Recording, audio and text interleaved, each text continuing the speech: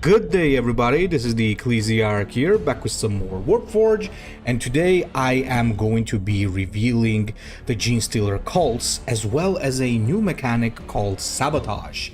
So now, without further ado, let's get right into it and see the new spicy cards. So, up first we are going to have the Neoy Specialist, which is also going to come with a new mechanic. So this is a 2 energy 1/3/2, nothing special there, but it's going to have a rally. Choose a sabotage and add it to the enemy hand. So essentially, whenever you have a means of creating a sabotage, it's going to create a card which is otherwise not collectible in the enemy's hand. Now, why would you want to create a card in the enemy's hand, you ask? Well, mostly because these cards are going to be a nuisance. They're going to be a negative effect. So let's take a look at these sabotages. I'm not going to be showing you all of them, but I do have 2 to show you, and there's going to be more in the future.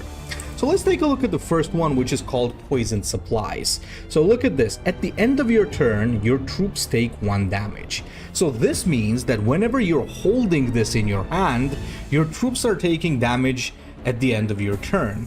Now that means that if you add this to the enemy hand, you're effectively giving them a huge problem. They have to do something to get rid of this card, otherwise they're going to be taking this damage every single turn. Now how can they get rid of it? They have to play it. But for them, it's not gonna do anything other than waste energy and just make this card disappear from their hand.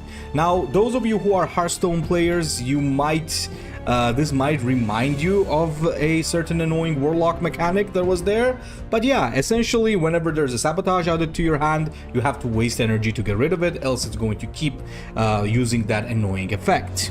Now the second one that we're gonna have is the Jammed Communications, which is whenever you play a stratagem, your warlord takes 1 damage. So once again, pretty damn annoying. So you have to use this in order to get rid of it, and otherwise you're gonna be taking damage every single time you play your warlord talent or any other stratagem on top of that. Now, of course, this can benefit some warlords, maybe if the sisters have hallowed martyrs on, but in general, this is going to be very, very bad to have in your hand, and you will really want to be getting rid of this because it's going to be damaging your warlord every time you play a stratagem. So 2 extremely annoying sabotages are gonna be there, and they look spicy as hell.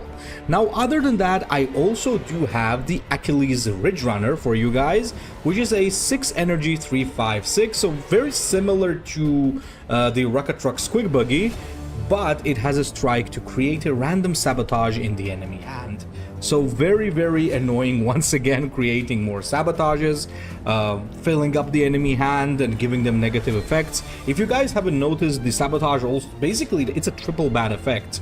A, it fills up the enemy hand, so you're clogging them. Essentially, you could even make them burn a card if they were like 9 cards, for example. They have to waste energy in order to get rid of it, and if they don't get rid of it, something bad happens to them. So that's gonna be like very, very nasty. And last but not least, we do have the cult Sentinel, which is a 5 energy 5/5/5.